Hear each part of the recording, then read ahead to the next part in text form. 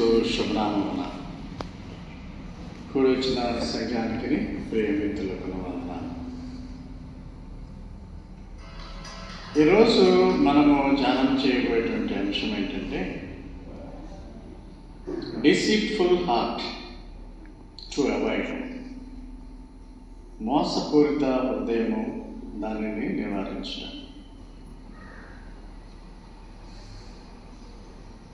మోసపూరిత హృదయం అంటే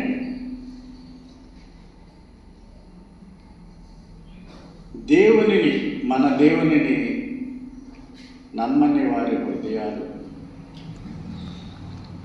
దేవునిని నమ్మినప్పటికీ దేవునికి దూరముగా ఉండే హృదయాలను కలిగిన వారిని మోసపూరిత హృదయం కలిగిన వారిగా వర్ణించవచ్చు. అంటే దేవునిని నమ్మకపోవడము, నమ్మిన దేవునికి విధేయత చూపనటువంటి జీవితాలను జీవించే వారి హృదయాలను మోసపూరిత హృదయాలని చెప్పవచ్చు. పాపానికి గురి కావడము, దాని శిక్ష పొందడం, చెడిపోవడం అనేది దాని లక్షణాలు. ఈ మోసపూరిత హృదయము ఎప్పుడైతే ఆదాము సాతాను శాతంలో పడిపోయాడు, హవ్వతో సహా, వారికి స్వచ్ఛమైన ప్యూర్ హార్ట్ ఉండేది. అది మోసపూరిత హృదయం కింద మారిపోయింది. అప్పటి నుంచి వచ్చినటువంటి ఈ యొక్క జనావళికి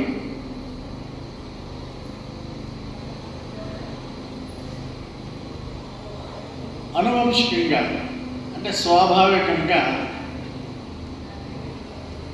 ఈ యొక్క మోసపూరిత హృదయము వచ్చే విధంగా జరిగింది. అందుకే ఇర్మియా గ్రంథము 17వ అధ్యాయము 9-10 వచనాల్లో ఏమేమి చెప్తారంటే, the heart is deceitful above all things and desperately wicked, who can know it.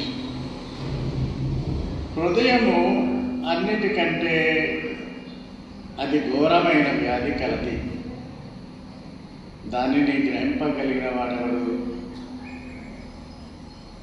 ఒకని ప్రవర్తనను బట్టి వాని క్రియల ఫలము చొప్పున ప్రతీకారము చేయుటకు యెహోవాను నేను హృదయమును పరిశోధించువాడను, అంతరింద్రియములను పరీక్షించువాడను. God will search our hearts, test the mind also.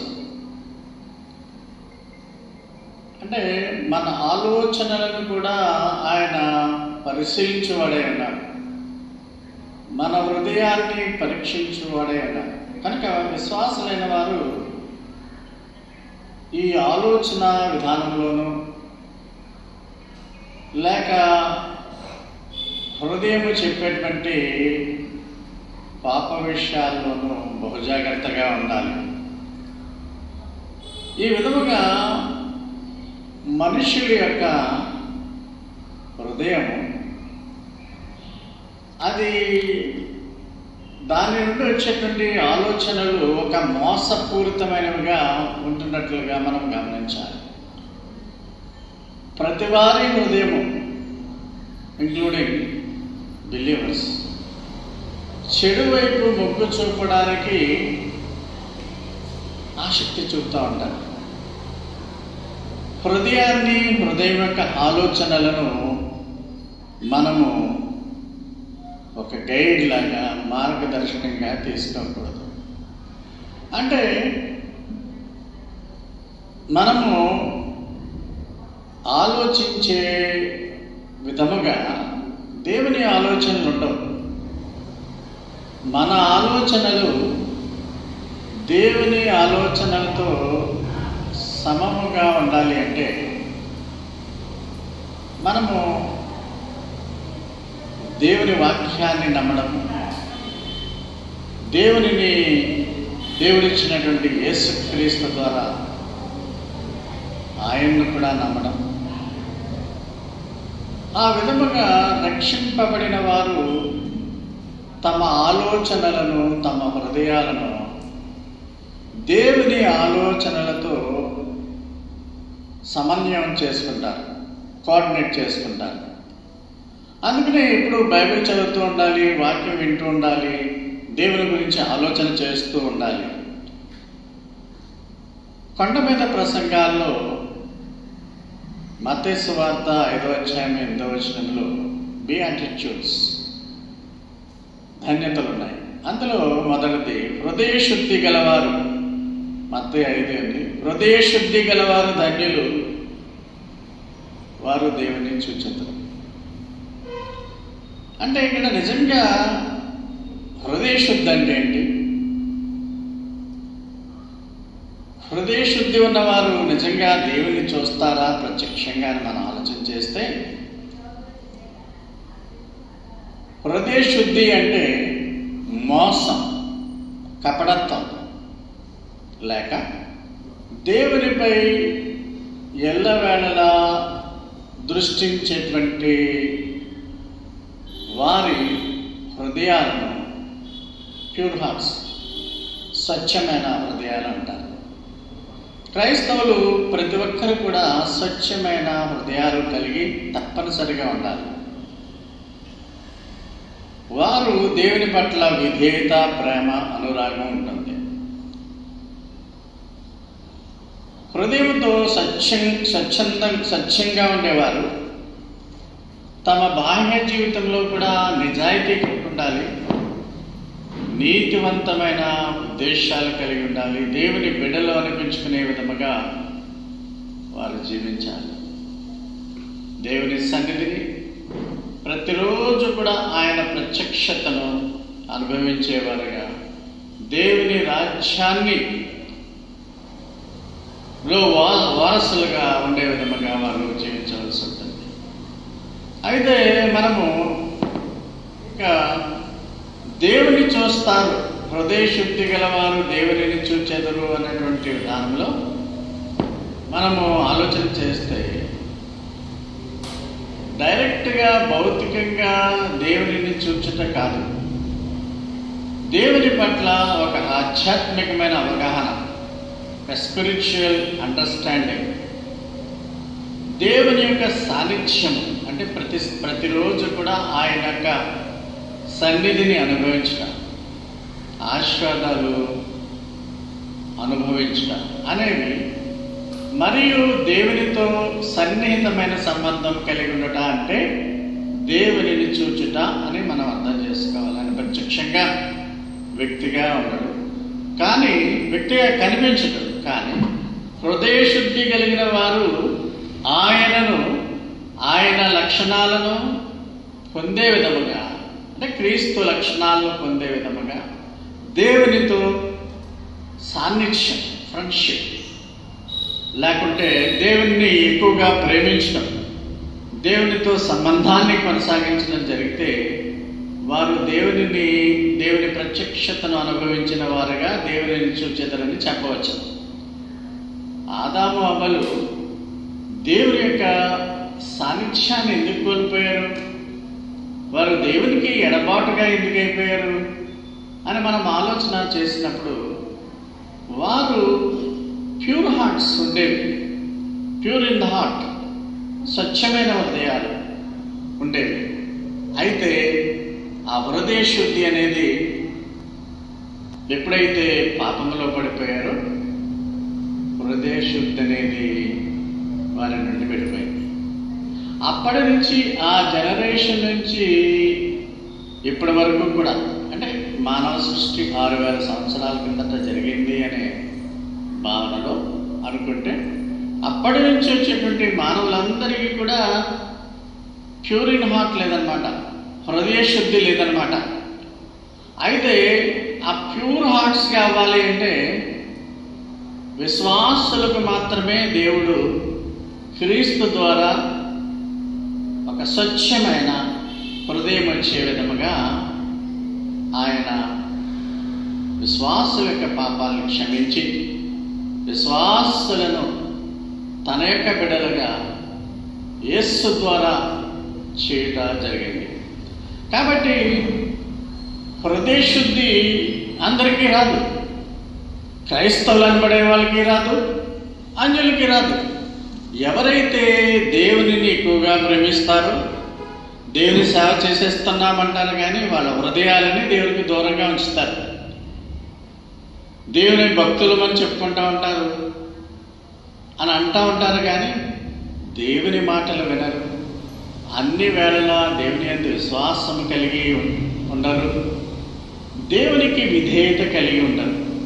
మీకు కొంతకాలం కింద చెప్పాను, ఈ భూమి మీద ఉండేటువంటి విశ్వాసుల సముదాయంలో ఆయనకు లోబడే వాళ్ళు మాత్రమే, ఆయన చిత్తానుసారము నడిచే వారికి మాత్రమే దేవుని రాజ్యములో ఉండేటువంటి అర్హత ఉంటుంది. దేవుని రాజ్యం అంటే ఎక్కడో పరలోకం అనేటువంటి విధానంలో మనం చెప్పాం. ఈ భూమి మీద ఉండేటువంటి విశ్వాసుల సముదాయమే ఇదే పరలోకానికి వెళ్తుంది. అనంతరము పరలోకం మహిమ శరీరాలతో వెళ్తుంది. అనంతరము 1000 ఏళ్ల పాలనలో కూడా వాళ్ళే పాల్గొనేటువంటి పరిస్థితి ఉంటుంది. ఈ లోకంలో విశ్వాసులు భౌతికమైన శరీరాలతో ఉంటారు కానీ పరలోకంలో మహిమ శరీరాలతో ఉండాలి. మహిమ శరీరాలతో ఉండాలి. పరలోకంలోకి ఎత్తబడడం ద్వారా మొదటగా వెళ్ళాలి అంటే నీతిమంతులుగా వారు తీర్చబడాలి. నీతిమంతులుగా మార్చబడాలి అంటే యేసు రక్తం ద్వారా మాత్రమే సాధ్యం, రోమా 5:9 ప్రకారం. కనుక నీతిమంతులుగా మార్చబడినటువంటి వారి యొక్క హృదయాలు ప్యూర్ హార్ట్స్, శుద్ధ హృదయాలుగా ఉంటారు. ఆ విధముగా మనము ఆలోచన చేసినప్పుడు చాలా కష్టం ఇది. ఈ లోకంలో ఈ శరీరంతో ఉన్నప్పుడు హార్ట్ మలినం కాకుండా ఉండడం అనేది ఆల్మోస్ట్ అసంభవం విశ్వాసులకైనా. అయితే దేవుడు మనకిచ్చినటువంటి గొప్ప ఆధిక్యత ఏంటంటే యేసు ద్వారా మన పాపాలను క్షమించడం, యేసు రక్తం ద్వారా మనలో ఉన్నటువంటి మలినపు ఆలోచనలను క్షమించడం, తీసివేయడం. ఇవి దేవుడు మనకిచ్చినటువంటి ఆధిక్యతలు. కాబట్టి యేసు ద్వారా మనము స్వచ్ఛమైనటువంటి హృదయ శుద్ధి కలిగిన వారముగా మనము జీవిస్తున్నాము. ఆ రీతిగా జీవించాలి అంటే క్రైస్తవులు అనేవాళ్ళు ఈ లోకంలో ఉన్నటువంటివి ఏవి కూడా తమవి కావనుకోవాలి. ఈ లోకంలో జీవించే జీవిత కాలం అంతా కూడా ఒక యాత్ర అనుకోవాలి. మేము పరలోకానికి చెందిన వారం అన్నట్టుగా ఆ విధముగా మారిపోవాలి. ఆ విధంగా మారిపోవాలంటే అది దేవునిని ఎక్కువగా ప్రేమిస్తూ దేవుని పట్ల విధేయత కలిగి ఉన్న వారికి ఇది సాధ్యం. కనుక మనము మన జీవితాల్లో ఈ హృదయ శుద్ధి కొరకు దేవుని ద్వారా మాత్రమే సాధ్యమవుతుందని, దేవునితో సన్నిహిత సంబంధం ఎప్పుడూ కలిగి ఉండాలి. ఒక రోజు కలిగి ఉండి రెండవ రోజు ఆదివారం నాడు దేవునితో సన్నిధిలో ఉండి సన్నిహితంగా ఉండి అంటే క్లోజ్ ఫ్రెండ్షిప్గా ఉంటూ మళ్ళీ సోమవారము మంగళవారం గృహలక్ష్మి శనివారాల్లో ఇంకా మళ్ళీ ఈవిల్ స్పిరిట్స్ లాగా మనము తయారవ్వకుండా ఉండాలి. ఈ పిక్చర్లో మీకు చూపించింది మానవ గుండె, హృదయం. మానవ గుండె ఎడమ వైపునే ఉంటుంది. మెదడు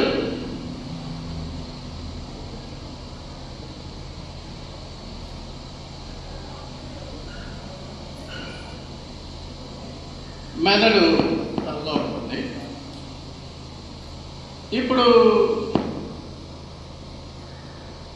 ఈ మానవ హృదయంలో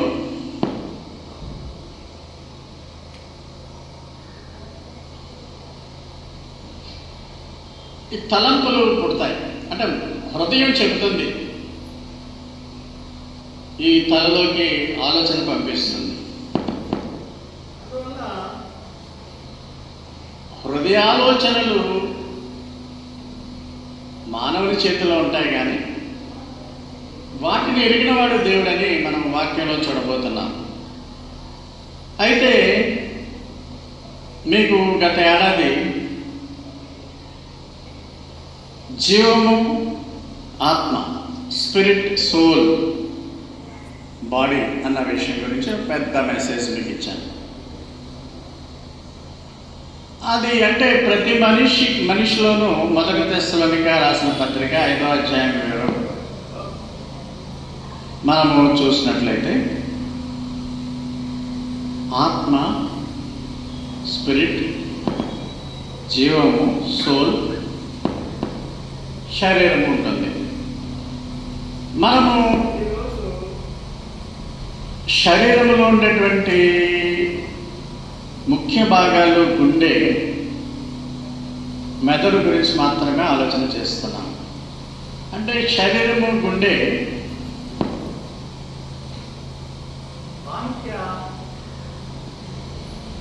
పురుషుడు లేక స్త్రీ అంటారు. అంటే బయటికి కనిపించేటువంటి ఈ బాడీలో ముఖ్యమైనటువంటి భాగాలు మెదడు, హృదయం. హృదయము, మెదడు ఈ రెండు కూడా అవినాభావ సంబంధాలు కలిగి ఉంటాయి. బ్రెయిన్ డెడ్ అయిపోతే హృదయము పనిచేసిన ఉపయోగం లేదు. అంటే బ్రెయిన్ డెడ్ అంటే వాడు కోమాలోకి వెళ్ళిపోయినట్లే. కోమాలోకి వెళ్ళిన వాడు మళ్ళా తిరిగి బయటకు వస్తాడు అంటే అది చాలా క్లిష్టమైనటువంటి పని. హృదయ స్పందన ఉన్నప్పటికీ మెదడు పని చేయకపోతే వాడు మృతుడి కింద లెక్క. అయితే ఇన్నర్ మ్యాన్ని మనం చూసినప్పుడు ఈ ఇన్నర్ మ్యాన్లో జీవము లేక మనస్సు, అదేవిధంగా మన స్పిరిట్, దేవుడు మనకి ఊపిరితాడు కదా, ఆ స్పిరిట్ ఉంటుంది. అది పరిశుద్ధాత్మ కాదు. కనుక మనము వీటి గురించి తర్వాత చూద్దాం. మళ్ళీ దేవుని చిత్తమైతే 1 year బ్యాక్ చెప్పాను మీకు. అది మళ్ళా సోల్, స్పిరిట్ గురించి మళ్ళా మీకు దేవుని చిత్తమైతే ఇంకోసారి ఇంకొక ఆదివారం నాడు వివరిస్తాం. అంటే ఈ జీవము, మనస్సు, మన ఆత్మని కలిపి ఇన్నర్ మ్యాన్ అంటారు. ఆంతరంగికమైనటువంటి మనుష్యుడు లేదా ఆంతరంగికమైన స్త్రీ. అంటే మనిషి ఏ విధముగా తయారవుతాడు అంటే కొరింథీయులకు రాసిన మొదటి పత్రిక ప్రకారం, తెస్సలోనిక రాసిన మొదటి పత్రిక 5:23 ప్రకారం స్పిరిట్, ఆత్మ, సోల్, జీవము లేక మనస్సు, 3 బాడీ. ఇందులో బాడీ మినహాయించి బాడీ బయటకు కనిపిస్తుంది, శరీరం బయటకు కనిపిస్తుంది, కానీ మిగతావి కనిపించవు. దేవుడు ఎక్కువగా మనల నుండి కోరుకునేది ఏంటంటే ఆంతరంగికమైనటువంటి మనస్సు, ఆంతరంగికమైనటువంటి ఆలోచనలు ఆయన పట్ల మనం పెట్టాలని ఆయన కోరుకుంటున్నాడు. There is no cure for wicked heart. దుష్ట హృదయం అంటే ఏదో దుష్టులు, దుర్మార్గులు, హంతకులు, లేకుంటే యాంటీ సోషల్ ఎలిమెంట్స్, సంఘ వ్యతిరేక శక్తులు, లేకుంటే ఏ ఉగ్రవాదులు అని కాదు. దుష్ట హృదయం అంటే బైబిల్ ప్రకారము దేవునికి వ్యతిరేకముగా ఉండేటువంటి హృదయాలు. అంటే దేవునిని అనుసరించవు ఆ హృదయాలు.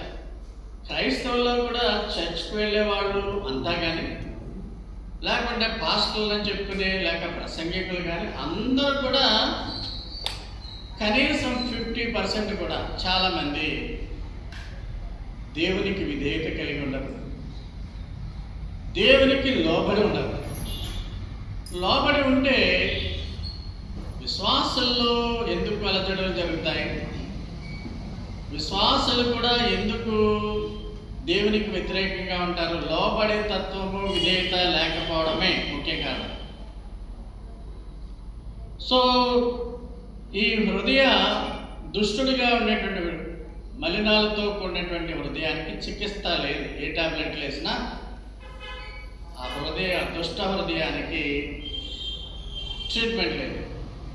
అందుకనే ఇర్మియా అంటాడు దేవా 17:14, దేవా యెహోవా నీవు నన్ను స్వస్థపరచము, నేను స్వస్థతనందును, నన్ను రక్షించము, నేను రక్షింపబడదును, నేను నిన్ను స్తోత్రించుటకు నీవే కారణభూతుడు. అంటే స్వస్థపరచుట అంటే అర్థం ఏంటంటే బాడీలీ హీలింగ్ అనే కాదు, ఇంటర్నల్ హీలింగ్ అంటే సోల్ స్పిరిట్ కూడా హీల్ చేయాలని ఇర్మియా ఇక్కడ కోరుకుంటున్నాడని మనము గమనించాలి. హృదయము దుష్ట హృదయం ఉన్నప్పటికీ దేవుడు స్వస్థపరుస్తాడు. మన దేవుడు ఆ దుష్టత్వము నుండి, హృదయం నుండి మనం రక్షిస్తాడని వాక్యం తెలియజేస్తుంది. దావీదు 51వ కీర్తనలో 10వ వచనంలో దేవ నా యందు శుద్ధ హృదయము కలుగ చేయము, క్లీన్ హార్ట్ని కలుగ చేయము. అంటే ఉండదనే కదా క్లీన్ హార్ట్. క్లీన్ హార్ట్ నుండి ఎందుకు రాస్తాడు? నా అంతరంగములో స్థిరమైన మనస్సును నూతనముగా పుట్టించము. అంటే దేవుడు మనకు మంచి హృదయాన్నే ఇచ్చాడు. అది ఆదాము వలన మలినమైపోయింది. అన్ని వేల సంవత్సరాల నుంచి మనుషుల హృదయాలు దుష్ట హృదయాలుగానే ఉంటున్నాయి. క్రైస్తవుల హృదయాలు దుష్ట హృదయాలుగా ఉంటున్నాయి, విశ్వాసుల హృదయాలు దుష్ట హృదయాలుగా ఉన్నాయి. అయితే విశ్వాసులేమి క్రైస్తవులేమి యేసు ద్వారా దేవుని నమ్మినప్పుడు దేవుడు ఆ ఇన్నర్ మ్యాన్ కూడా, అంటే ఆంతరంగిక పురుషుడు లేక ఆంతరంగిక స్త్రీకి కూడా స్వస్థతనిస్తాడు. అంటే ఎప్పుడు నీకు దైవికమైన ఆలోచనలే ఉండాలి, ఎప్పుడు నువ్వు పరలోకపు ఆలోచనలే కలిగి ఉండాలి. ఆ రీతిగా నీ జీవితము దేవునికి లోబడి ఉండే విధంగా ఉండాలి. Our heart is the seat of inclinations and desires. అసలే దుష్ట హృదయము అనేది ఎప్పుడు వస్తుంది అంటే మనకి మన తలంపుల వల్ల, మన అభిప్రాయాలు, మన కోరికలన్నీ కూడా హృదయాలన్నీ పుడతాయని మీకు చెప్పి ఉన్నాను. సో బిబిలికల్ కాంటెక్స్ట్లో బైబిల్ పరంగా హృదయం అనేది మనుష్యునికి ఆలోచనలు చెప్పేది, మనుష్యునికి ఆలోచనలు ఇచ్చేది, అది మెదడులోకి వెళతాయి. కాబట్టి ఈ హృదయ ఆలోచనలు ఏ విధముగా ట్రాన్స్మిట్ అవుతాయో చూడండి డయాగ్రామ్లో. ఈ లవ్ సింబల్లో ఉన్నది హృదయము. ఆ హృదయంలో నువ్వు ఏదైనా అనుకుంటే అది నీ మెదడులోకి వెళ్తుంది ఇంప్లిమెంట్ చేయమని. అదేవిధంగా మనం సామెతల గ్రంథము 16:1-4 చెప్తే హృదయాలోచనలు మనుష్యుని వశము. We can make our own plans. ప్లాన్లన్నీ మనమే చేసుకుంటాం, మన హృదయంలో జరుగుతూ ఉంటాయి, మన యొక్క మెదడులోకే వెళ్తాయి, బాడీ ఇంప్లిమెంట్ చేస్తుంది. అయితే చక్కని ప్రత్యుత్తరం ఇచ్చినకు యెహోవా వలన కలుగు. కొంతమంది చూడండి, క్రైస్తవులు అనబడేవాడు, విశ్వాసులు అనబడేవాడు చర్చిలో ఉన్నంతసేపు చాలా బాగుంటారు విధేయతతో. అయితే బయటకు వెళ్ళి వారి నిత్య జీవితంలో వారు మాట్లాడే విధానం కూడా వినసొంపుగా ఉండదు. మాట్లాడే విధానము కర్కశంగా ఉంటుంది, దూషించే విధంగా ఉంటుంది, ఇతర విశ్వాసులు ఇతర జీవులను హింసించే విధంగా మాటలు ఉంటాయి. అయితే మంచి మాటలు మాట్లాడేవాడు యెహోవా యందు భయభక్తులు కలిగిన వాడని వాక్యం తెలియజేస్తుంది. రెండవ వచనంలో సామెతల 16:2 ఏముందంటే people may be pure in their own way, own eyes. వాడు అనుకుంటాడు నా యొక్క ఆలోచనలు, నా నడతలన్నీ కూడా నిర్దోషంగానే ఉన్నాయి అని అనుకుంటాడు. యెహోవా మాత్రమే దాన్ని పరిశోధించి నిర్దోషమైనవి చెప్పాలి. కాబట్టి మన ఆలోచనలు చాలా జాగ్రత్తగా ఉండాలంటే దేవుని మీద భయభక్తులు కలిగి ఉండాలి. ఇక్కడ పిక్చర్లో లేదు, ఇక్కడ మెదడు ఉంది, హృదయం ఉంది. ఈ రెండు కలిస్తేనే మీకు ఆలోచన వస్తుంది. హృదయము ఒక ఆలోచన వస్తుంది, ఆ ఆలోచన మంచిదా చెడ్డదా ప్రస్తుతానికి మనకు అనవసరం. ఈ ఆలోచన మెదడుకు వెళుతుంది, మన చేతులు, కాళ్ళు, మన యొక్క ఐస్ ఆలోచనని అమలుపరుస్తాయి. సో ఐడియాలన్నీ కూడా హృదయంలో పుట్టాలి. అయితే ఈ హృదయాన్ని దేవునికి, ఈ ఆలోచనలన్నీ కూడా మనుష్యుల వశమే కానీ దేవుని యొక్క చెప్పు చేతల్లో హృదయాన్ని పెట్టుకోవాలి. సో మెదడుకి గుండెకి ఉండేటువంటి సంబంధం మనం చూసినప్పుడు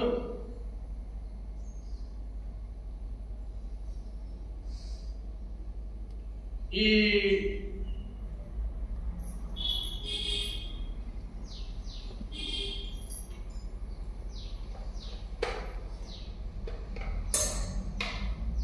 గుండె ఆరోగ్యంగా ఉండాలంటే రక్తపోటు, చక్కెర వంటి వ్యాధులు ఉన్నప్పటికీ వాటిని నియంత్రించుకోవాలి. అంటే పదే వాటి గురించి ఆలోచన చేస్తూ సరైనటువంటి చికిత్స చేసుకోవాలి, వ్యాయామం చేయాలి.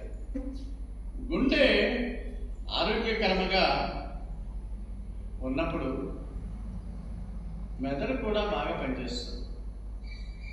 మెదడులో నీవు పెట్టేటువంటి ఆలోచనలు అన్నీ కూడా సక్రమంగా ఉండాలంటే మొట్టమొదటగా గుండె ఆరోగ్యకరంగా ఉండాలి.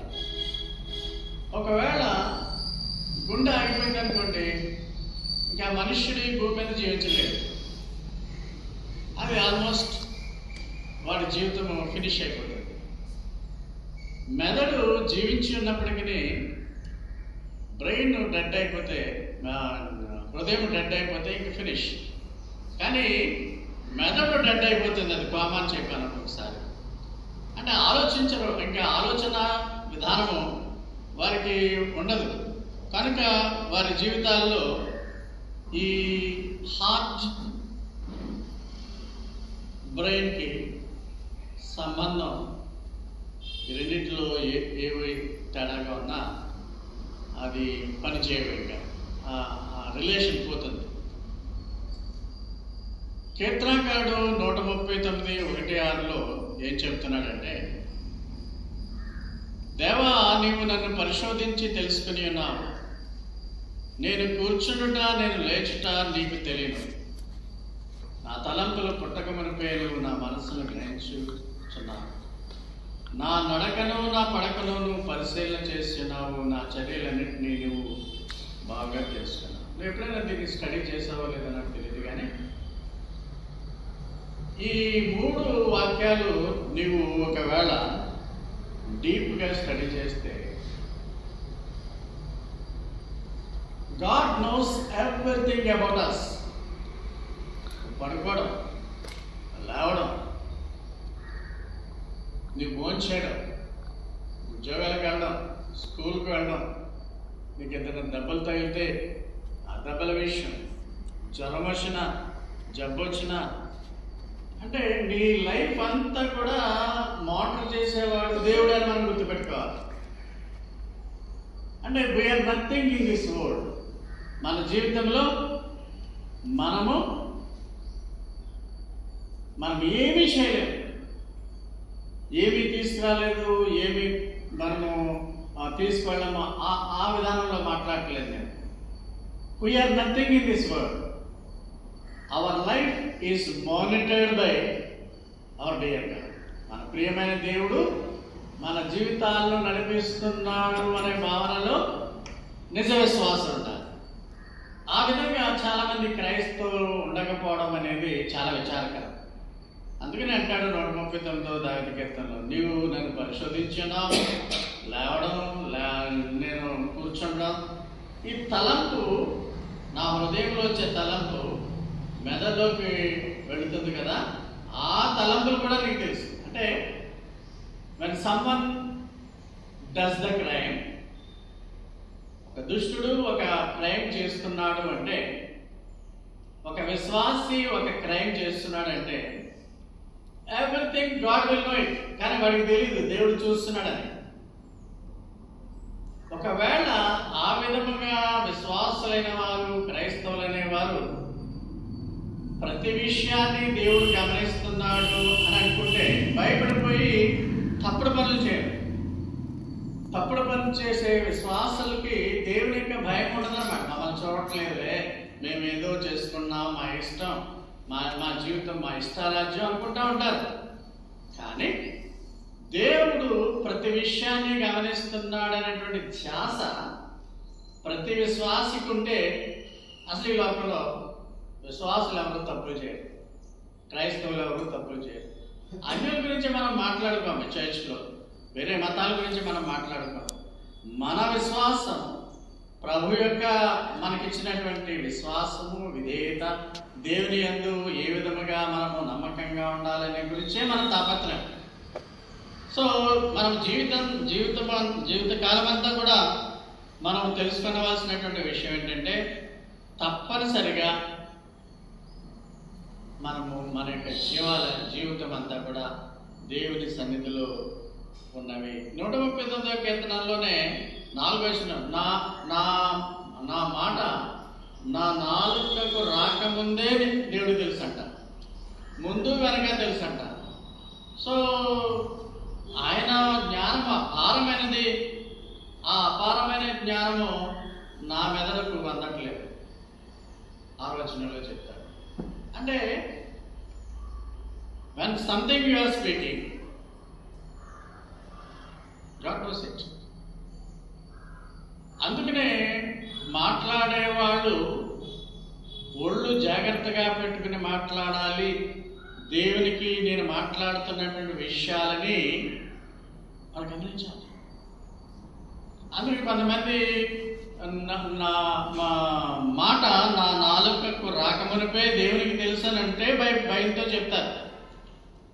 ఈ బోధకులు అనేవాళ్ళు కూడా ఈ కాన్సెప్ట్లో వాళ్ళు ఉండకపోవడం వల్ల ఇష్టానుసారంగా పులిపేట మీద మాట్లాడుతూ ఉంటా ఉంటారు. అది మంచిదా, అసహ్యమైందా, సంఘములో సత్యాన్ని ఇంప్రూవ్ చేయడానికి, దేవుని సత్యాలను వారు నమ్మడానికి మనం మాట్లాడుతున్నామా లేదో కాకుండా ఏవో కథలు చెప్పుకుంటూ, ఏవో మాటలు చెప్పుకుంటూ, వాడు ఎలాగన్నాడు. బైబిల్లో బోల్డ్ ఇలస్ట్రేషన్స్ ఉన్నాయి, మంచిగా ఉన్నాయి, చెడ్డగా ఉన్నాయి. మనం బ్యాడ్ ఫాదర్స్ని చూసాం, మంచి ఫాదర్స్ని చూసాం. అందువల్ల మంచి చెడులు కావాలంటే నీకు బైబిల్లో ఉన్నాయి. దావీదు సౌలు గురించి చూసుకుని దే ఆర్ బ్యాడ్ ఫాదర్స్ అన్నాం. ఎందుకన్నామో రీజన్స్ ఇచ్చాం. దే ఆర్ గుడ్ ఫాదర్స్, వాళ్ళే మళ్ళీ గుడ్ ఫాదర్స్, మంచి తండ్రులు అని చెప్పాం. ఎందుకంటే దావీదు దేవునికి ప్రధానుసారుడైన మనుష్యుడు అన్నాం. సొలొమోను అని తప్పులు చేసినా నరకానికి పోలేదు అని చెప్పాం. ఎందుకు చెప్పాము? సొలొమోను అవిశ్వాసిగా చివరికి మారినా అతను అవిశ్వాసిగానే చనిపోలేదు సొలొమోన్ అని ఉదాహరణలు ఇచ్చాం కొన్ని. యెరూషలేము దేవాలయంలో సొలొమోను వరండా అని ఇప్పటికీ కూడా వాళ్ళు నమ్ముతారు, సొలొమోను వరండా. అలాగే యేసు ప్రభు సొలొమోన్తో కంపేర్ చేసుకున్నాడు. ఏమని కంపేర్ చేసుకున్నాడు? ఇక్కడ సొలొమోను కంటే జ్ఞానవంతుడు ఉన్నాడని తన గురించి చెప్పుకున్నాడు. ఒక వర్స్ట్ ఫెలో అయితే ఎందుకు దేవుడు యేసు ప్రభు కంపేర్ చేసుకుంటాడు అని కొన్ని ఉదాహరణతో Solomon has repented before to death, so he will be in heaven అని మనం చెప్పుకున్నాం. అలాగా విగ్రహాల దగ్గరికి వెళ్ళాడు. మరి సొలొమోను దేవుడు చాలా కష్టపెట్టాడు, దావీదు కంటే ఎక్కువగా కుమారుడు మరి కష్టపెట్టాడు. అయినప్పటికీ దేవుడు క్షమించే దేవుడు కనుక చివర ఆయన క్షమించాడు. అందుకనే సొలొమోను దేవాలయంలో సొలొమోను వరండా, ఇప్పుడు సొలొమోను దేవాలయం లేదు, త్వరలోనే కడతారు 3వ టెంపుల్. అలాగే యేసు ప్రభు సొలొమోనుతో కంపేర్ చేసుకున్నాడు, సొలొమోను కంటే గొప్పవాడు ఇక్కడ ఉన్నాడని. సో మనం అలాగే రకరకాలుగా చెడు మంచి గురించి చెప్పుకోవాలంటే బైబిల్లో చాలా ఉన్నాయి. ఎవరో బయట వ్యక్తుల గురించి బయట గ్రంథాల్లో చెప్పక్కర్లేదు. కానీ ప్రీచర్స్ కూడా బుద్ధిహీనులైపోయి దైవ గ్రంథాన్ని పక్కకు పెట్టి మిగతా ఇలస్ట్రేషన్స్ ఇవ్వడం అనేది విచారకరం. దానియేలు గ్రంథం 2వ అధ్యాయం 22వ వచనంలో డీప్ అండ్ హిడెన్ థింగ్స్, మరుగు మాటలు కూడా ఆయనకు తెలుసు. మరుగు మాటలను మర్మాలని బయలుపరుస్తాడు. And the things in the darkness, అంధకారంలోని సంగతులు కూడా ఆయనకు తెలుసు. వెలుగు యొక్క నివాస స్థలం ఆయన దగ్గర ఉంది. Light dwells with him. అలాగంటే మీకు చాలా రెఫరెన్స్లు నేను ఇవ్వగలను. ఈ రెఫరెన్స్లు అన్నింటిలో తెలియదంటే దానియేలు గ్రంథం, రోమీయులకు రాసిన పత్రిక 2వ అధ్యాయం 16వ వచనంలో దేవుడు మనుషుల యొక్క రహస్యాలని యేసుక్రీస్తు ద్వారా ఒకనొక దినాన్న విమర్శ చేస్తాడు, అంటే వాటిని లెక్క అడుగుతాడు. కొరింథీయులకు రాసిన మొదటి పత్రిక 2వ అధ్యాయం 11వ వచనంలో మనుష్యుని సంగతులు అతనిలో ఉన్నటువంటి మనుష్యాత్మకే తెలుసు. నీ సంగతులు నీకే తెలుసు, ఎవరికీ తెలియదు. అలాగే దేవుని సంగతులు దేవుని ఆత్మకే తెలుస్తాయి. ఈ విధముగా మనము అనేకమైనటువంటి విషయాలను మనం చూస్తాం. సామెతల గ్రంథం 21:2వ వచనంలో మనం చూస్తే, ఒకడు తాను ఏర్పాటు చేసుకున్నటువంటి మార్గము ఎట్టిదైనా తన దృష్టికి అది న్యాయంగానే ఆగబడుతుంది. దేవుని దృష్టికి న్యాయంగా ఆగబడకపోయినా ఒక మనుష్యుడు తాను ఎన్నుకున్నటువంటి మార్గము సరైనదనుకుంటాడట. అంటే మనుషుని ఆలోచన ఎలా ఉంటుంది? ఇందాకే మీకు చెప్పాను, మనుష్యులు ఆలోచన దేవుని ఆలోచన. దేవుని ఆలోచన అంటే బైబిల్లో ఉన్న వాక్యాల ప్రకారం మనుష్యుని ఆలోచన, దేవుని ఆలోచనలు ఈ రెండు కూడా సమతుల్యం అవ్వాలి. ఈ రెండు కూడా ఈక్విలిబ్రియంలోకి రావాలి. ఒకవేళ దేవుని తలంపులతో మనుష్యుని తలంపులు సరైనవి కానప్పుడు ఈ తలంపులన్నీ దుష్ట తలంపుతో ఉంటాయి. ఏదేమైనప్పటికీ మనుష్యుని యొక్క తలంపుల కంటే దేవుని యొక్క తలంపులు అత్యున్నతంగా ఉంటాయి, ఉత్తమమైనవిగా ఉంటాయి. కాబట్టి మనం అనుకునేదే కరెక్ట్ అనుకోకూడదు ఎప్పుడు కూడా. కనుక యెషయా 55:8-9 అంటాడు, నా తలంపులు మీ తలంపుల వంటివి కావు. అందుకనే మ్యాన్ ప్రపోజెస్, గాడ్ డిస్పోజెస్ అంటారు కదా. నా తలంపులు మీ తలంపుల వంటివి కావు, మీ త్రోవలు నా త్రోవల వంటివి కావు. కానీ మన వాళ్ళంతా ఏమనుకుంటారు? దేవుని చిత్తం, దేవుని చిత్తం, దేవుని చిత్తం అంటారు. అంటే వాళ్ళ చిత్తాన్ని నెరవేర్చేసుకుని ఇది దేవుని చిత్తం అంటారు. మళ్ళీ ఏదో అడిగితే యేసు ప్రభు ద్వారా క్షమాపణ అడిగితే క్షమాపణ వస్తుంది. కానీ నువ్వు చేసే పనులన్నీ కూడా దేవుని చిత్తం అనుకోకూడదు. నీ తలంపులు దేవుని తలంపులతో సరితూగాలి అంటే నువ్వెప్పుడు కూడా దైవ గ్రంథాన్ని పఠిస్తూ ఉండాలి. దేవుని వాక్యంలో క్రీస్తు యేసును గూర్చిన పరిజ్ఞానం ఉండాలి. చాలా మంది చర్చ్కి వెళ్ళేవాళ్ళు ఎందుకు చీట్ చేయబడతారు అంటే వాళ్ళకి పరిపూర్ణమైనటువంటి దేవుని క్రీస్తు యేసును గూర్చిన జ్ఞానం ఉండదు. కాబట్టి వాళ్ళు పాస్టర్ గారు ఏదో చెప్తున్నాడు అదే పాస్టర్నే దేవుడు అనుకుంటారు చాలా మంది. అది కాదు, దేవుడు ఉన్నాడు, యేసు ప్రభు ఉన్నాడు, మన పాపాలను నేను పాపనే అని ఎవరు చెప్పుకోరు. అందరూ పాపలే దేవుని దృష్టిలో. అందరి పాపాలను క్షమించేటువంటి వాడు దేవుడు ఉన్నాడు, యేసు ప్రభు ద్వారా క్షమిస్తాడనే కాన్సెప్ట్ లోకి చాలా మంది రారు. మానవునికి దేవునికి ఉండేటువంటి ఈ దృక్పథాలు అంటే పర్స్పెక్టివ్స్ చాలా తేడా ఉంటుంది. అసలు మనుషునికి దేవునికి తలంపులు సరైనవి కావు. 9వ వచనంలో యెషయా 55:9 అంటాడు, ఆకాశములు భూమి కంటే ఆకాశములు ఎంత ఉన్నతంగా ఉన్నాయో మీ మార్గాల కంటే మీ తలంపుల కంటే నా మార్గాలు అంత ఎత్తున ఉన్నవి, నా తలంపులు అంత ఎత్తునే ఉన్నవి. We cannot compare our ideas or our mind with God's mind. అసలు మన ఆలోచనలన్నీ కూడా వ్యర్థము. మనం ఏది కూడా దేవునితో సరిపోల్చుకోలేము. మానవానికి దైవానికి మధ్య చాలా తేడా ఉంది. అందుకనే రోమపత్రికలో రాస్తాడు 11వ అధ్యాయం 1 ఆహా దేవుని బుద్ధి జ్ఞానములు బాహుళ్యము, ఎంతో గంభీరము. How great are God's riches and wisdom and knowledge. ఆయన జ్ఞానము ఎంత బాహుళ్యమైనది, ఆయన ఆలోచన ఎంత గంభీరమైనది, ఆయన తీర్పులు శోధింపనంతో అశక్యములు, ఆయన మార్గములంతో అగమ్యములు. It is impossible for us to understand his decisions and his ways. మనం అనుకుంటా ఉంటాము కొన్ని నిర్ణయాలు అన్నీ కూడా మనం తీసుకున్నాము, బాగా జరిగింది అనుకుంటాం, కానీ దేవుని నిర్ణయము మన నిర్ణయము కరెక్ట్, రెండు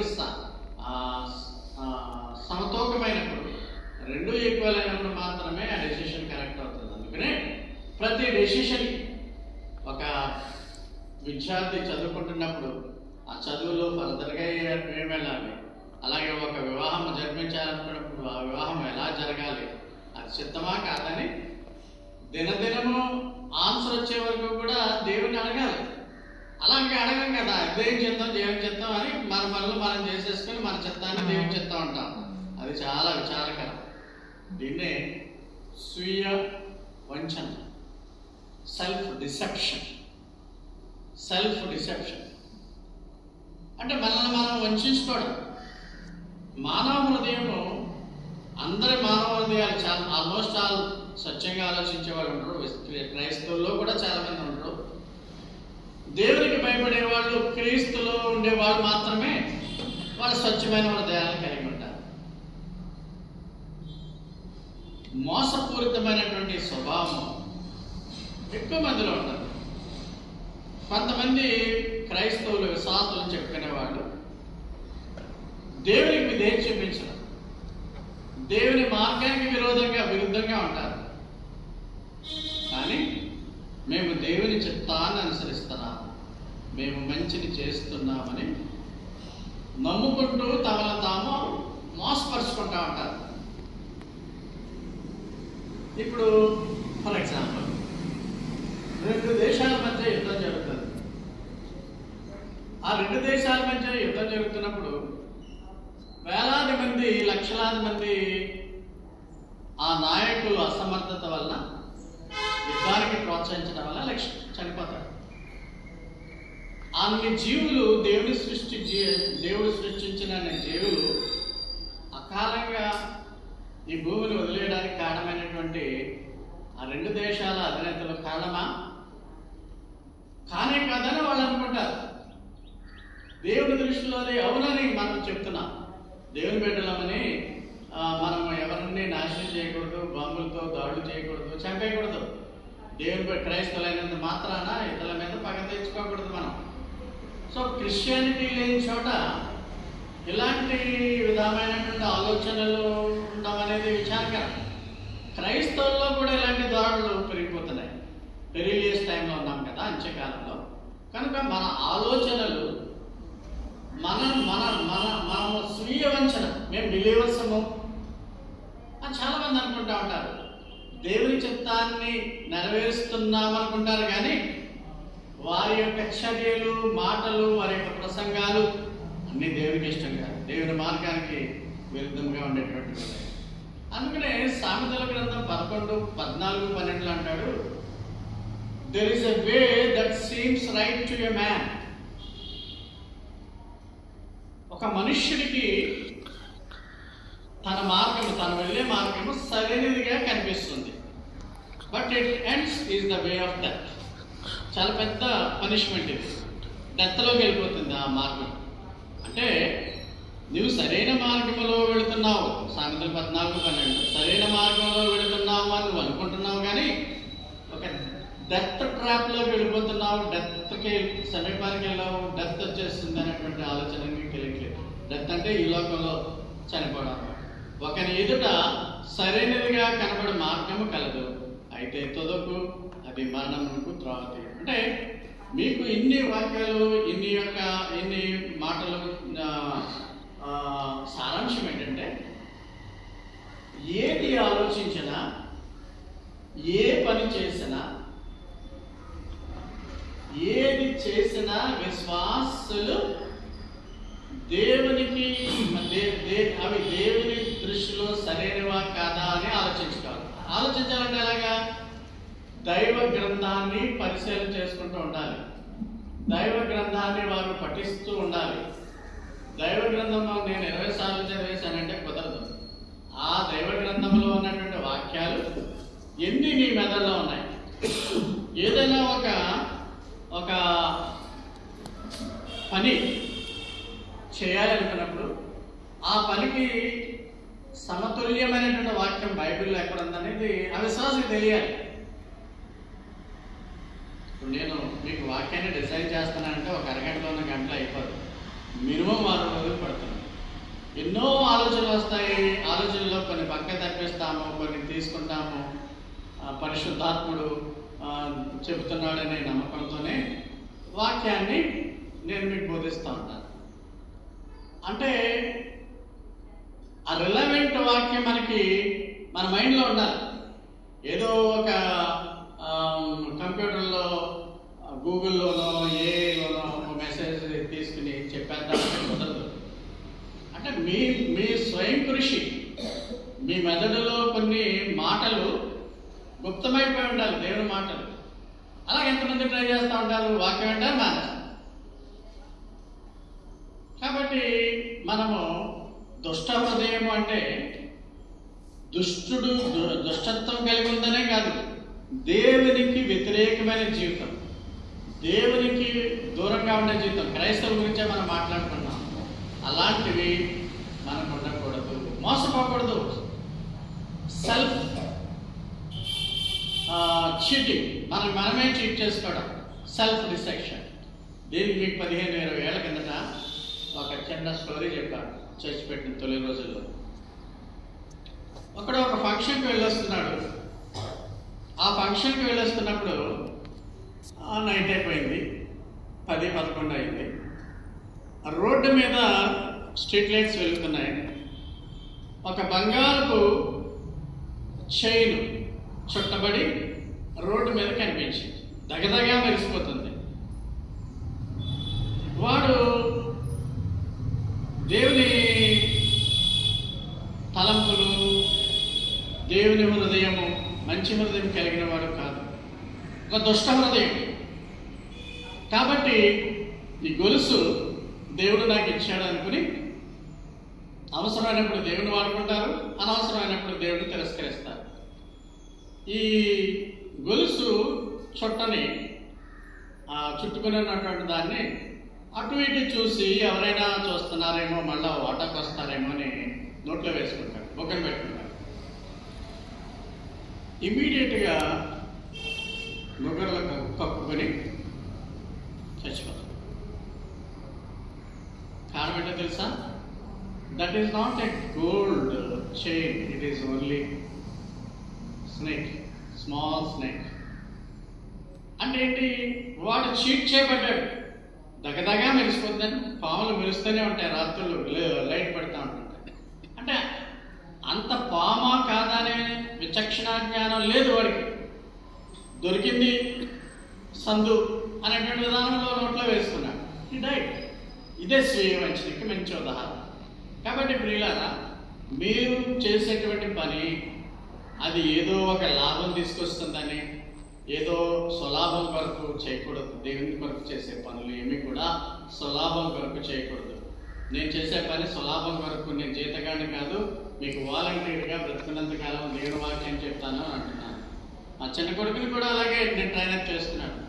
డబ్బుతో మనం మినిస్ట్రీ చేస్తే ఆ మినిస్ట్రీ ఆశీర్వదింపబడినప్పటికీ పాము కదలాగా ఉంటుంది. కాబట్టి whatever you want to do it, you have to do it voluntarily for the sake of the God. అందువల్ల మనము మన హృదయాన్ని దేవుడు పరిశీలిస్తున్నాడు, మనసును పరిశీలిస్తున్నాడని మనం గుర్తు చేసుకోవాలి. మనకు ఈ బ్యాడ్ తలంపులు, బ్యాడ్ బిహేవియర్, అంటే దుష్ట బిహేవియర్ వీటి నుంచి విమోచన కావాలి. అది యేసు రక్తం ద్వారా మాత్రమే, యేసు విశ్వాసం ద్వారా మాత్రమే మనకు విమోచన సాధ్యమవుతుంది. మనలో పరివర్తన కూడా వస్తుంది. మోసపూరిత హృదయము అనే ఈ బైబిల్ కాన్సెప్ట్ అది నమ్మకుండా ఉండాలి అంటే, దానికి లోబడకుండా ఉండాలంటే తప్పనిసరిగా దేవుని మాటలు వింటూ, దేవుని మాటలు చదువుకుంటూ, దేవుడు మన జీవితానికి మార్గదర్శకత్వంగా ఉంటూ దేవుని కృపను ఎల్లవేళ కలిగి ఉండేటువంటి విధంగా మనం ప్రయత్నం చేయాలి. ఇంకొంతసేపట్లో ముగించేస్తాను. అసౌకర్యంగా ఉన్నప్పటికీ పవర్ లేదు, మీరు జాగ్రత్తగా ఉంటున్నారు. దేవునికి వందనాలు. దేవుడు మీకు ఇచ్చిన మంచి మనసు బట్టి దేవునికి వందనాలు. మోసకరమైన హృదయాన్ని తొలగించుకోవడం ఎలాగ ఆల్రెడీ చెప్పేశాను ఇప్పుడే. అయితే మోసపూరితమైనటువంటి హృదయాన్ని నుంచి మనము మన హృదయాల్ని ఎలా కాపాడుకోవాలంటే, దేవుని యొక్క వాక్యాలు. సత్యం అంటే ఏంటి? యేసుప్రభు. సత్యం అంటే ఏంటి? దేవుని వాక్యం. ఆ వాక్యాలను మన మెదడు నుండి ఎన్నడూ తొలగిపోకుండా ఉండాలి. నీ హృదయాన్ని నువ్వు ఎప్పుడూ నమ్ముకో. నీ హృదయంలో నాకు మంచి థాట్ వచ్చిందని నువ్వు సంబరపడిపోకు.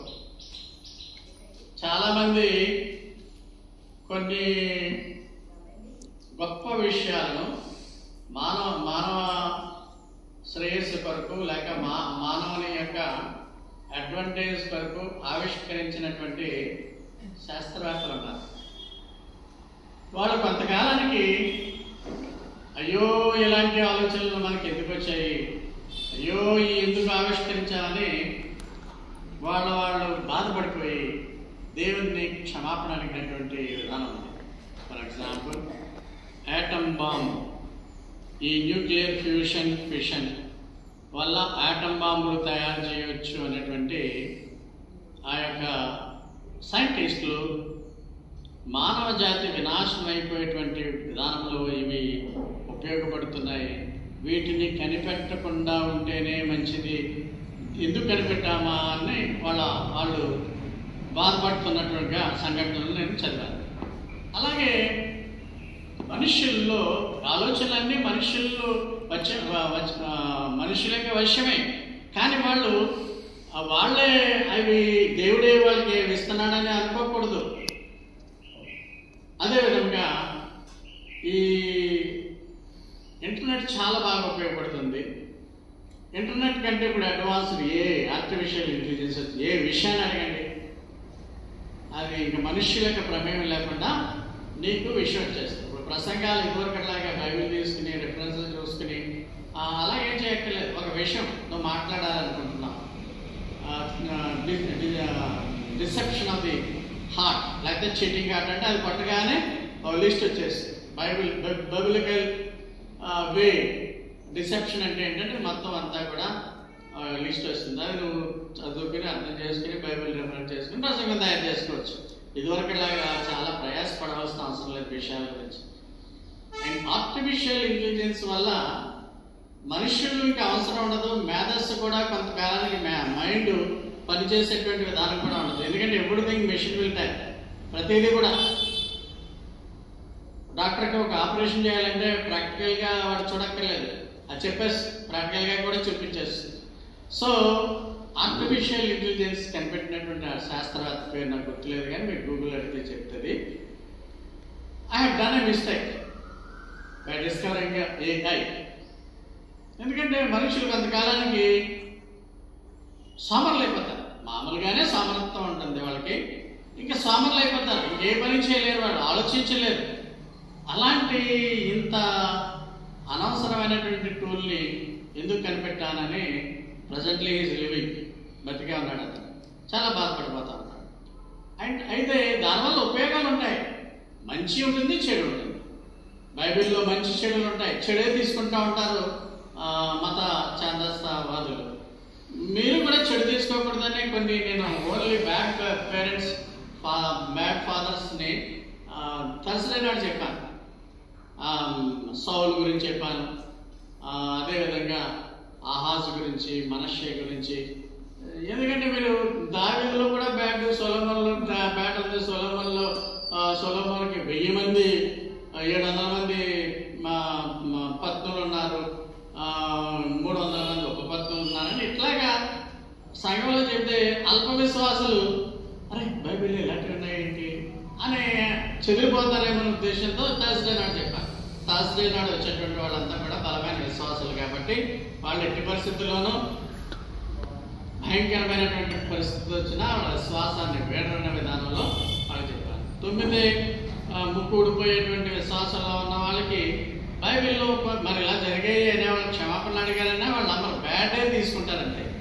కనుక మన జీవితాల్లో మనం గ్రహించవలసింది ఏంటంటే మంచి చెడులు ఉన్నప్పటికీ మంచిని గ్రహించేటువంటి జ్ఞానాన్ని ఒక దేవుడు మాత్రమే ఇవ్వగలిగాడు. Trust in the Lord always with all your heart. మీ హృదయాన్ని మీరు కాపాడుకోండి. God your heart. ప్రొవర్బ్స్ 4:23 అంటాడు, 4:23 సామెతలు. Keep your heart pure for out of it all the important things of life. హృదయం ఎందుకు ప్యూర్గా ఉండాలి? హృదయంలో స్వచ్ఛమైన ఆలోచనలు ఎందుకు రావాలంటే నువ్వు సంఘం మీద లేక తల్లిదండ్రుల మీద నీ బంధువుల మీద నీవు కక్ష పొనలేవు. అంటే నీ హృదయాలోచనలు దేవుని యొక్క ఆలోచనలతో సమమైతే ఇది దేవుని చిత్తమని నువ్వు ఆ విధముగా గ్రహించగలిగితే నువ్వెన్నడూ కూడా నీ హృదయంలోంచి చెడు అనేది రాదు. సమాజంలో ఇప్పుడు అది కరువైపోయింది. అంటే nobody is listening to the word of God. దేవుని మాటలను మీరు వింటున్నారు, చక్కగా ఉన్న చిన్న మంద కాన్సెప్ట్లో మనం ఉన్నాము. అందరూ చాలా జాగ్రత్తగా వింటున్నారు, మైండ్లో పెట్టుకుంటున్నారు, చాలా వరకు గుర్తు పెట్టుకుంటారు. ఎవరసలు అయితే రాసుకుంటారు, మళ్ళీ రివైజ్ చేస్తారు, యూట్యూబ్లో అప్లోడ్ అనేది చేస్తారు. చాలా మా దగ్గర 3,000 మంది ఉన్నారు, 1,00,000 మంది చర్చకు వస్తారు అనుకునే సంఘాలలో పర్సనల్ టచ్ ఉండదు. ఆటోమేటిక్గా వాళ్ళు దే విల్ ఫర్గెట్ ఇట్. ఆ పాదిరినే దేవుడి కింద భావిస్తూ ఉంటారు, ఆ పాదిరే గొప్పడు అనుకుంటూ ఉంటారు. కానీ ఆ సొలొమోను కంటే గొప్ప జ్ఞానవంతుడు యేసులాగా మా చెప్పేవాడి కంటే గొప్పవాడు యేసు ప్రభు, ఆ యేసు ప్రభు కంటే ఆయనే ప్రధాన కాపరి అనే కాన్సెప్ట్ చాలా మందికి ఉండదు. మా కాపరే గొప్పవాడు, మా దైవజనుడే గొప్పవాడు. దైవజనుడు అంటాడు. సత్యావగాడిలో దైవజనుడు అంటే all are God's people, all are kings, all are priest. అందరూ కూడా పరిశుద్ధ యాజకుల సమూహం. అందరూ కూడా పరలోకంలోనికి వెళ్ళే వారముగా అందరూ ఈక్వల్గా అవార్డ్స్ పొందుతాం. ఒక పాదరి ఒక్కడికే ఒక నోబెల్ ప్రైజ్ లాగా ఏమి ఇవ్వరు. వాడికి దేవుడు బాధ్యత ఇచ్చాడు, వాడు చెప్తున్నాడు అంతే. That's all. లైఫ్ అయిపోగానే వాడు పోతాడు. అయితే వీడికి ఏదో వీడు గొప్పవాడు అని మీరు తక్కువవాడు అనుకునేటువంటి కాన్సెప్ట్ మనకు ఉండదు. దైవజనుడు పైకి రాకూడదు, ఆ విధానంలో మనం ఉండదు. ఎందుకంటే we are all the children of God, we are people of God. ఆ రీతిగా మనము మన యొక్క బోధలను మనము యాక్సెప్ట్ చేసాం. అదే రీతిలో ముందుకు వెళుతున్నాం. జీవితాంతము మనం ఎలాంటి బోధనాల ఆలోచనలో దేవుని ఆలోచనలు ఉన్నాయి కాబట్టి మనము తప్పనిసరిగా మన హృదయాల్ని కాపాడుకోవాలి. సత్యాలను వెతకండి, బైబిల్ సత్యాలను తెలుసుకుని అసలు what is what in the Bible అనేది మీరు తెలుసుకోండి. అని మీరు తెలుసుకోకపోలేకుండానే మీ పాస్టర్ గారు చెప్తాడు కదా. ఒకవేళ మీ పాస్టర్ గారు అవన్నీ మర్చిపోతామేమో అన్న ఉద్దేశంతో యూట్యూబ్లో పెడుతున్నారు. రాత్రి నేను ఒకసారి అసలు స్పిరిట్, సోలు, బాడీ వీటి గురించి గత ఏడాది ఏం చెప్పానంటే అంత కొత్తగా అనిపించింది. నాకే కొత్తగా అనిపించింది. నా దగ్గర అడ్వాంటేజ్ ఏంటంటే చెప్పిన ప్రతిదీ కూడా రికార్డెడ్గా ఉంటుంది. ప్రతిదీ పీపీటీలో ఉంటుంది లేదా నోట్స్లో ఉంటుంది. ఈ మధ్యకాలంలో 3-4 ఏళ్ళ నుంచి యూట్యూబ్లో అప్లోడ్ అవుతున్నాయి. నేనే చెప్పానా అని నాకు అనుమానం వచ్చే విధంగా ఉంది ఆ వాక్యం. మరి మీకు ఎలా ఉంటుంది? సోలు, స్పిరిట్, జీవము, ఆత్మ, ఈ కాన్సెప్ట్ అనేది ఎవరికి అర్థం కాదు. కానీ మీకు అర్థమయ్యే రీతిలో చెప్పాను. ఒక ఏడాది అయినా మీరు మర్చిపోయారు. ఎందుకంటే నేను మర్చిపోయినట్టుగా ఉన్నాను కాబట్టి మళ్ళీ ఒకసారి రివైజ్ చేసేసి మళ్ళా త్వరగా, ఇదివరకైతే 7 రోజులు 8 రోజులు పట్టేది, ఇప్పుడు గంటలో దాన్ని మళ్ళా రివైజ్ చేసేసి చెప్పుకునేటువంటి పరిస్థితి ఉంటుంది. అందువల్ల చెప్పబడినటువంటి సత్యాలు మరుగుపరచబడకుండా భవిష్యత్ తరాలకు కూడా ఉపయోగపడే విధంగా ప్రతిదీ కూడా మీకు పుస్తకంలో పెట్టాను, యూట్యూబ్లో పెడుతున్నాను, పీపీటీలు కూడా అవసరమైన వాళ్ళకి ఇస్తున్నాను. సో సత్యాన్ని వెతకండి. దేవుని బైబిల్లో ఉన్నటువంటి మాటలు వినండి. మన దేవుడంతా గొప్ప దేవుడు ఉన్నాడు అని నమ్మండి. ఇంకా వేరే విధమైనటువంటి ఆలోచనలు మీరు పెట్టుకోకండి. సో మీకు సత్యాన్ని వెతకాలి అనేటువంటి ఉద్దేశంతో మీరు ఎప్పుడు కూడా వెతుకుట, మత్తయి సువార్త 7:7-8 మనము వెతకుడి మీకు దొరుకును, తట్టుడి మీకు తీయబడను అన్న విధముగా ఎప్పుడు కూడా ఈ గాడ్స్ నాలెడ్జ్ అనేది ఒక జీవితం కాదు, ఎన్ని జీవితాలు ఉన్నా ఎన్నేళ్ళు ఉన్నా అది సర్వ సంపద, అది తరగదు. ఒక పాట మనం పాడుకుందాం. మీకు శివజీ ఆర్జేవైలో పంపించాను. ఇలాంటి అవాంతరం వస్తుందని ముందే ఊహించి శివజీ ఆర్జేవై గ్రూప్లో మీరంతా సభ్యులంతా ఉన్నారు కాబట్టి మీకు పంపించాను. సంజయ్ పాడుతుండగా మనం కూడా పాడదాం. మొదట దేవుని రాజ్యాన్ని వెతకండి, ఆయన నీతిని వెతకండి, అప్పుడు మీకు అన్నీ ఇవ్వబడతాయి. హల్లెలూయా హల్లెలూయా అనే పాట. Seek ye first the kingdom of God and His righteousness, and all these things shall be added unto you. Hallelujah, hallelujah,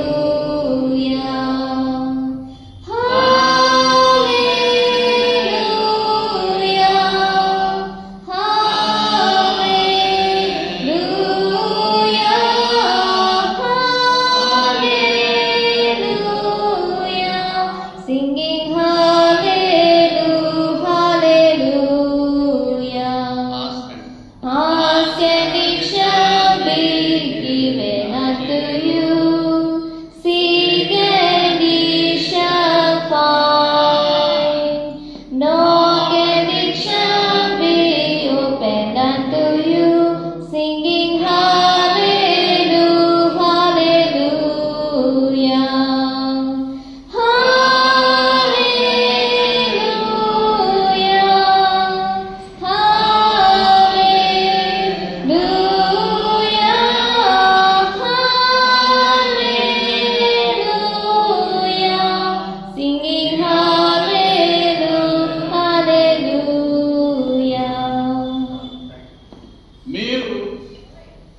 మీతోనూ ఇతరులతోనూ నిజాయితీగా ఉండండి. Honest word. ఈ హానెస్ట్ అనేది చిన్నపిల్లల్లో ఉండదు. మనం మీకు చెప్పాను కదా, కోస్బీ ఫస్ట్ లా ఇంటర్నేషనల్ పర్వర్సిటీ. ఇంటర్నేషనల్ అంటే ఇంటర్ జనరేషనల్ అంటే తరతరాలకి వక్ర బుద్ధి అలాగే వెళ్ళిపోతూ ఉంటారు. పిల్లలకి కూడా వక్ర బుద్ధి అనేది ఒక హెరిడిటరీ అన్నమాట. మీరు ఒక పిల్లవాడు బీరువాలో ఉన్నటువంటి స్వీట్లని దొంగిలించాడు అనుకోండి, మీ కొడుకే మీ కూతురు తినేసాడు. అరే ఇక్కడ ఇన్ని చాక్లెట్లు ఉండాలి అని అడిగారు అనుకోండి, నేను తీసేసుకున్నాను మమ్మీ, తీసుకున్నాను డాడీ అని స్వచ్ఛంగా చెప్పరు. ఏ పుట్టిన పిల్లలు కూడా చెప్పరు. బయట చిన్నప్పటి నుంచి ఏదైనా వస్తువులు మనము పెట్టినప్పుడు ఇది నాది అంటారు. వాళ్ళది కాదు కానీ ఇది నాది, నా సొంతం. సో ఆ యొక్క బిహేవియర్, ఇర్రేషనల్ బిహేవియర్, జనరేషన్స్ కొద్ది ఆ పర్వర్సిటీ, ఆ వక్ర బుద్ధి వస్తూనే ఉందని ఆ సైంటిస్ట్ చెప్పాడు, సైకాలజీ సైంటిస్ట్. సో పిల్లలు ఏమి చేసినప్పటికీ తప్పు పని చేసినా ఒప్పుకోరు. మంచి పని చేస్తే మేము మంచి పని చేస్తామని అంటూ ఉంటారు. అదొక మీకు చెప్పాను అంతకుముందు. సో ఆ పెర్వర్షన్ అనేది వాడు మీరు ఎంతమందికి ఏమి చెప్పినప్పటికీ పిల్లవాడు మీ సొంత పిల్లలు మీకు పుట్టిన వాళ్ళు అయినప్పటికీ మీ మాట అంటారు. కనుక క్రైస్తవులు అనేవాళ్ళు వారు మాట వినే వరకు ప్రార్థన చేస్తూ వారు మంచివారిగా మారాలని కోరుకోవాలి. కానీ you should not think to kill them or you should not think to harm them అని చెప్పాను. అదే ఆ థియరీలో ఉన్నదన్నమాట. అంటే ఏంటి, మనుష్యులు ఎప్పుడు కూడా వక్రంగానే ఆలోచిస్తూ ఉంటారు. కానీ దేవునిలోకి వచ్చాక వాళ్ళ సక్రమమైనటువంటి మార్గంలోకి వచ్చే విధంగా మనం ఓపిక పట్టి ఉండాలి. మరి మా గిఫ్ట్ అయితే అనాయింటెడ్ పర్సన్, వాడు మంచి గిఫ్ట్ లాగే చిన్నప్పటి నుంచి మీకు కూడా సేవ చేయాలని అభిరుచిలో పెరుగుతున్నాడు. అంత ప్రాబ్లం లేదు. టిట్టు చాలా కాలము మా మాట విన్న ధోరణిలో ఉంటే ప్రార్థించాం, అలాగే బాధపడ్డాం. ఏంటి మనకు పుట్టినటువంటి బిడ్డ ఎలాగవుతున్నాడు, చదువు సంఖ్య రాదేమో అన్న విధానంలో ఉంటే మొత్తానికి చదువు వచ్చింది, మంచి ఉద్యోగం వచ్చింది, మంచి భార్య, ఫ్యామిలీ కూడా సెట్ అయింది. అయితే అవిష్కించేటువంటి దినాల్లో ఒకవేళ నేనే పర్వర్ట్ అయిపోయి నేనే చెడు డెసిషన్ వాడికి హామ్ చేయాలి, వీడు మన ఇంట్లో ఉండకూడదు అనేటువంటి అలాంటి చెడు నిర్ణయం తీసుకుంటే ఈనాడు అలాగే ఉండేవాడు కాదు. మాకెప్పుడు కూడా జీవితాంతం కూడా దుఃఖమే ఉండేది. పిల్లలు అక్రమమైన మార్గంలో వెళ్ళడం అనేది అది నేచురల్ అని సైంటిస్ట్ కూడా అంటున్నాడు, దేవుడు కూడా అంటున్నాడు వీళ్ళ సహజ బుద్ధి వక్ర బుద్ధి. అయితే దీన్ని మార్చడానికి బైబిల్ పరిజ్ఞానం కావాలి, దేవునితో సన్నిహితంలో ఉండాలి, దేవునితో ఎక్కువగా ఫ్రెండ్షిప్ చేయాలి. చూడండి, ఫ్రెండ్షిప్ చేస్తే 6 నెలల్లో వారైపోతారని మీరు ఆ విధముగా ఫ్రెండ్షిప్ చేయడం వల్లే మీరు దేవుని సన్నిధికి రాగలుగుతున్నారు, లేకపోతే రాలేరు కదా. సో మీరు మీతో నిజాయితీగా ఉండండి, మీ మనసుకి మీరు సమాధానం చెప్పుకోండి, ఇతరులతో కూడా నిజాయితీగా ఉండండి, పాపాలు ఒప్పుకోండి, క్షమాపణ కోరండి. దేవుని దగ్గర తప్పులు చేయడము మానవ నైజం, కానీ క్షమాపణలు మనం అడగాలి. అలాగే మనం చేసే ప్రతి పనిని కూడా 119వ దావీదు కీర్తన 105 ప్రకారము నీ వాక్యము నా పాదములకు దీపము త్రోవకు వెలుగై ఉన్నది అనేది మనం గమనించుకోవాలి. వాక్యపు వెలుగులోనే మన మార్గాలు సరి చేసుకోవాలి. అది కూడా ఒక స్టాండ్గా పడుకుందాం. నీ వాక్యము నా పాదములకు దీపము, నీ ధర్మశాస్త్రం నాకు ఎంతో ప్రియమైనది, నీ విధులు న్యాయ విధులు నాకు కావాలి. నీ వాక్యము నా పాదములకు దీపము, దీపము నా త్రోవకు వెలుగై, వెలుగై ఉన్నటి ఆ దీపము. నీ ధర్మశాస్త్రము నాకెంతో ప్రియము, నీ న్యాయ విధులు నాకాహారం. హల్లెలూయా, హల్లెలూయా, హల్లెలూయా, హల్లెలూయా. నాదుడేసుడు క్రీస్తు రాజుకు హల్లెలూయా, నాదుడేసుడు క్రీస్తు రాజుకు హల్లెలూయా. నీ వాక్యము నా పాదములకు దీపము, దీపము.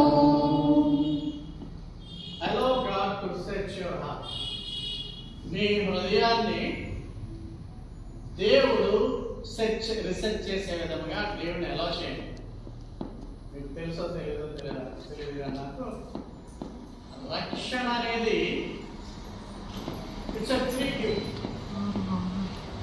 సాల్వేషన్ అంటే చచ్చిపోయిన తర్వాత పరలోక రాజ్యంలోకి వెళ్ళడం అనేది ఒక ఫ్రీ గిఫ్ట్.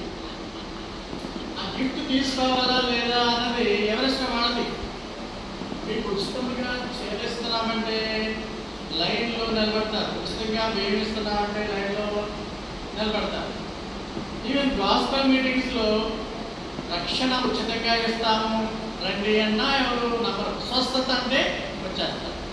నాకు నిజంగా వస్తుందో లేకుంటే వాడు ఏదైనా తంత్రము టెక్నిక్ వాడుతున్నాడు ప్రీచర్ అనేది ఎవరికే తెలియదు. కానీ లాభసాటి అన్నది ఏమైనా ఉంటే మానవులు ఇట్టే వెళ్ళిపోతాం.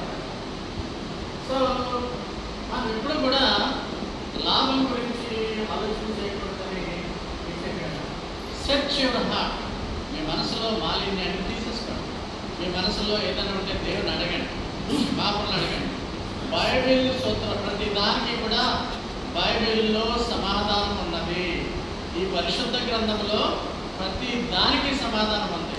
అసలు ఇది చదవడానికి నువ్వు 100 ఏళ్ళు జీవించినా 100 ఏళ్ళు జీవించిన వేస్ట్.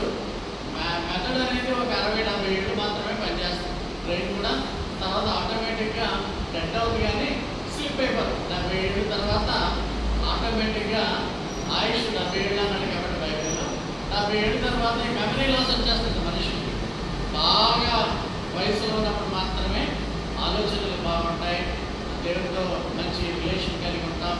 ఆ విధంగా పెద్ద అయ్యాక కూడా ఇప్పుడు చూడండి, మా అత్తగారు పాస్టమ్ గారు, అదేవిధంగా సోజన్ గారు, జమేమ్మ గారు వచ్చారు. వాళ్ళ తల్లి 96 ఏళ్ళు. వాళ్ళకి ఆవిడ ఎప్పటికీ కూడా మెమరీ ఉందని చెప్పరు, కానీ ప్రార్థన చేస్తారు. వారు బైబిల్ కూడా చదువుకుంటారు, న్యూస్ పేపర్ కూడా 95 ఇయర్స్.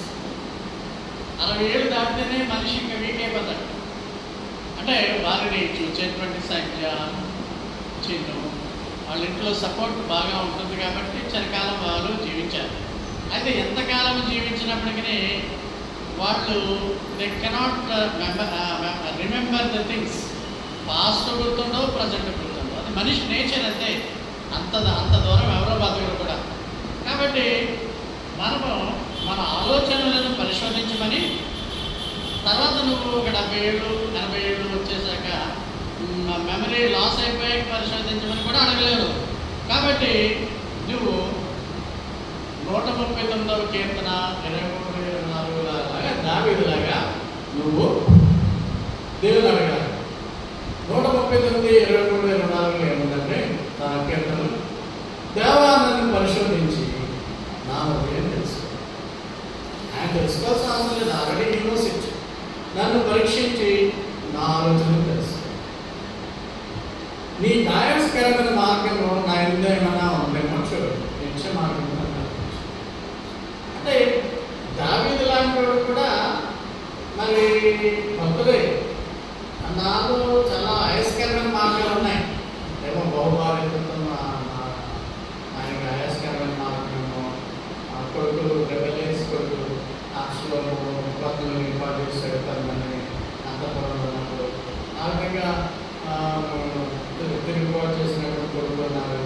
రకరకాలుగా కాంప్రమైజ్ అక్కర్లేదు. ఈ విధంగా ఏమో సొలొమోను తన సౌలు నుంచి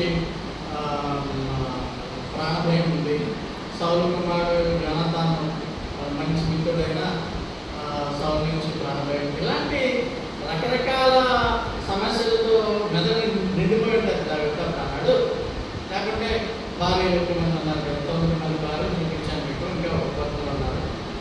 చివరావిడ బెత్షెబా చెప్తాను, బెత్షెబా సొలొమోను. సో ఈ విధంగా రకరకాలుగా మైండ్లో ఆలోచనలు ఉన్నాయేమో. ఖచ్చితంగా దేవుడికి ఆయాస్కరమైన మార్పులే. కొడుకులు సన్మార్గంలో లేవు, రెబెలియస్, తన యొక్క రాజ్యాన్ని ఆక్రమించే విధంగా సౌలు ప్రయత్నం చేస్తున్నాడు. అక్షరం కూడా ఒకసారి నింపేశాడు సొలొమోన్ని, దావీదుని. అందువల్ల ఈ ఆయాస్కరమైన మార్గాలన్నీ కూడా తొలగించేయంటున్నాడు. నాలో నన్ను మించి మార్గాన్ని అంటాడు. నీలో కూడా ఆయాస్కరమైన మార్గాలు ఉంటాయి. ఆయనకి ఆయాస్కరమైన, ఆయన వ్యతిరేకంగా నువ్వు చేస్తూ ఉండవచ్చును. అందుకనే కనీసం చర్చకున్నారంటున్నా బాబు, ఆ రోజు వాక్యం వినండి, వారంతా కూడా నీకు దేవుడు ఆ వాక్యాలతో మిమ్మల్ని ఆయన అలాంటిగా ఉంచుతాడని చెప్పేదన్నమాట. అందువల్ల you should allow God to search. రక్షణ గురించి చెప్పి కొంచెం డిబేట్ అయింది. రక్షణ భారతదేశంలో 140 కోట్ల మంది జనాభాలో ఒక 2-3 కోట్ల ప్రజలు మాత్రమే రక్షణ కావాలని కోరుకుంటున్నారు. అలాంటి all people that denying the salvation through Jesus Christ. Even Jesus Israel వారు కాబట్టి యూదులు, అటువంటి దేశం కూడా డినైయింగ్ క్రైస్ట్ సాల్వేషన్, రిజరెక్షన్ ఉంటుందని చాలా మంది అనుకోలేదు. ఆ విధంగా గాడ్స్ పీపులే ఉన్నటువంటి పరిస్థితుల్లో ఆయస్కరమైన మార్గాలు వాళ్ళకే ఉంటాయి, మనకే ఉంటాయి. అవన్నీ కూడా పరిశీలించే తీసేసేయని మనం రక్షణ అందరికీ ఉచితంగా ఇవ్వబడుతుంది. కానీ నువ్వు కోరుకోవాలి, దేవుడి వచ్చి పరిశీలన చేయమని నువ్వు అడిగితేనే దేవా search my heart, search my mind అంటే ఆయన ఇదిగో బాబు మీలో ఇవి ఉన్నాయి కాబట్టి రిమూవ్ చేసుకో, మీకు యేసు ద్వారా రక్షణ సాల్వేషన్ వస్తుందని ఆయన చెబుతారు. ఈ విధంగా దైవికమైనటువంటి పరిశీలన చేయమని, మార్గదర్శకత్వం, గైడెన్స్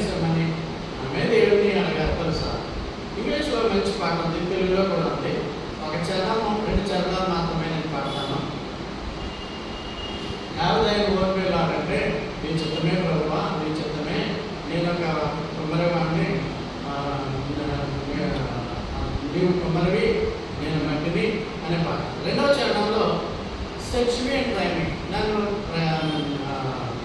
పరిశీలన చేయి, నన్ను ట్రై చేయి అంటే నాలో ఉన్నటువంటి వాటిని నువ్వు వాటిని పరిశీలనగా చూడు అన్నటువంటి దానిలో ఈ పాట తెలుగులో కూడా పాడతాం.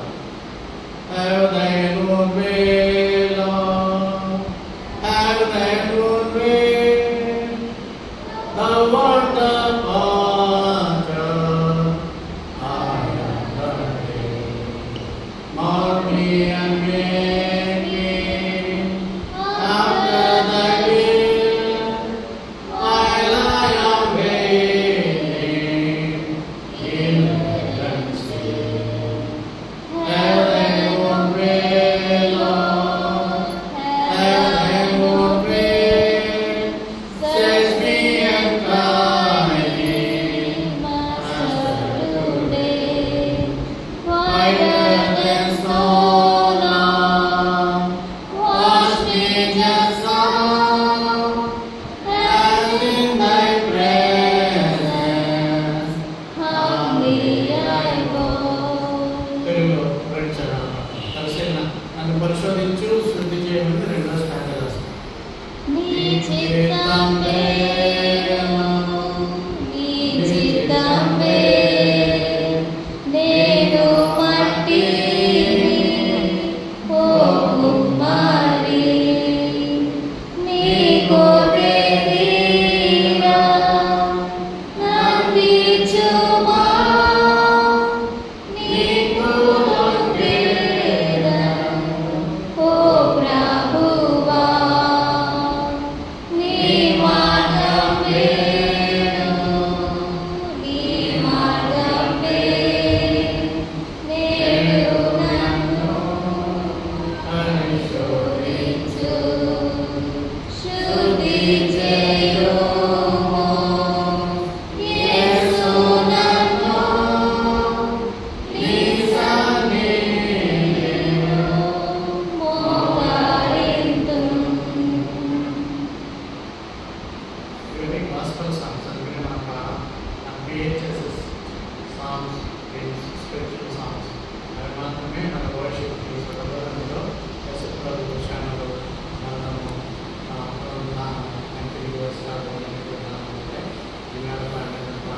Gospel songs.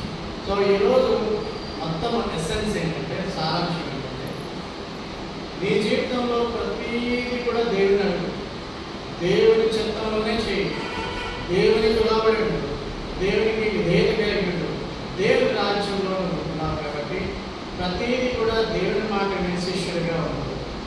మన యొక్క తప్పిదాలు మనం దేవుని దగ్గర ఉంటున్నాం, క్షమాపణలో ఉంటున్నాం. సో మనలో ఉన్నటువంటి దోషాలన్నీ కూడా డైలీ సిన్స్ కూడా పోగొట్టుకునే విధంగా యేసు రక్తం ద్వారా మనకు ఆ యొక్క క్లీనింగ్ వచ్చినాక, శుభ్రత వచ్చినాక ప్రతిరోజు మనము ప్రాధాన్యపడతాం. దేవుడి మాటలు